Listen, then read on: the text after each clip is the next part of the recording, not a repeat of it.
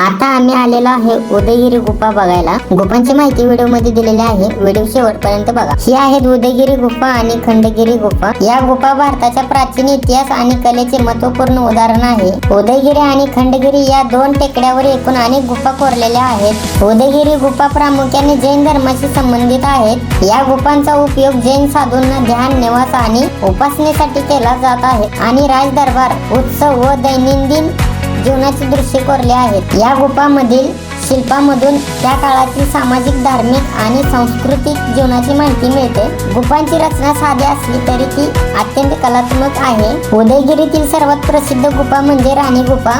ही 2 मजली असून तिच्या भिंतीवर सुंदर शिल्पकाम। उदयगिरी गुफा या भारताच्या समृद्ध वारशाचे प्रतीक असून इतिहास व पुरातत्व अभ्यासकांसाठी तसेच पर्यटकांसाठी एक महत्त्वाचे आकर्षक आहे। ह्या गुफा पाहून तुम्हाला कसे वाटले कमेंट बॉक्स मध्ये नक्की सांगा।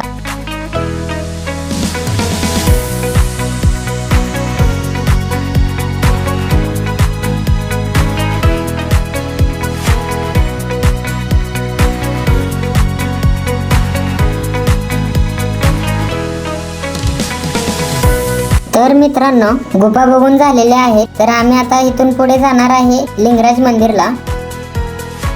आता आम्ही पोहोचलेलो आहे लिंगराज मंदिरापाशी।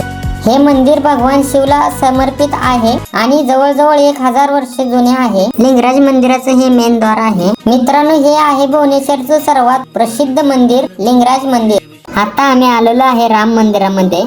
इथले आर्किटेक्चर आणि शांत वातावरण मनाला खूप सुंदर करतं। दशरथ के नंदन राम ललाट पे शोभित चंदन, रघुपति की जय बोले लक्ष्मण। आता रूम वरती आलेलो आहे।